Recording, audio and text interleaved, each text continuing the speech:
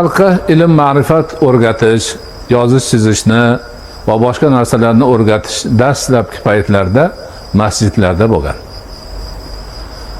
Masjidlarda odamlarni o'qitish boshlangan. Undan keyin ustozlarni xonadonlarida, hovlilarida, uylarida o'qilgan. Masjidga demak dars olmoqchi bo'lgan odam namozga tahoratini qilib keladi. Namozni o'qib salom berilgandan keyin, duo fotiha qilgandan keyin ana ishi bor chiqib ketadi, lekin o'qishga kelganlar aylanib halqa bo'lib o'tirishadi. Har to'pni bitta halqani bitta sinf desa bo'laveradi. Ustozi tayin qilingan, kelib o'tirib darsni boshlaydi, o'qitadi, so'raydi, javob oladi, baho qo'yadi, nima qilsa qiladi. Demak, masjidning ichida to'la dars bo'laveradi. Har ustunni demak bitta ustozi bor, ustunning tagida o'tiradi.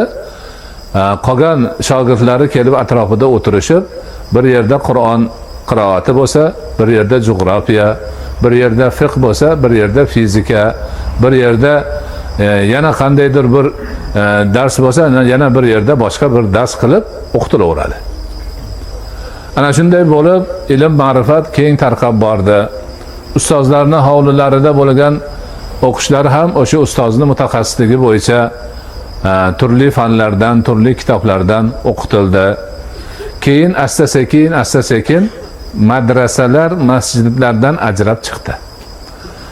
Endi masjidda dars berishning o'rniga alohida darsxonalar qilib, darsxonalarda o'qitish boshlandi. Madrasa degani darsxona degani. Madrasa so'zi dars so'zidan olingan. Dars qilinadigan joy degani. Ana o'sha madrasalarda hamma o'qigan.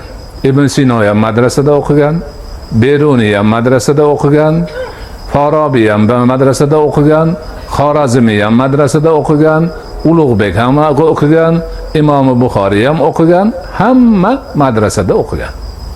Dars olgan. Keyinchalik Oktyabr inqilobidan keyin bu madrasa diniy narsa. Shuning uchun biz bunaqa yangi sho'rolarning maktabini ochamiz deb maktab nom qo'yishgan. Ruscha shkola so'zini maktabga aylantirishgan. Bu ham boshqa yoqdan kelgan gap. Maktab ham arabcha so'z bo'lib, yozadigan joy degani u. Hozir arablarda kanselyariya idorani maktab deydi. Maktab bizdagi maktablarni madrasa deydi. Chunki haqiqat o'zi shu.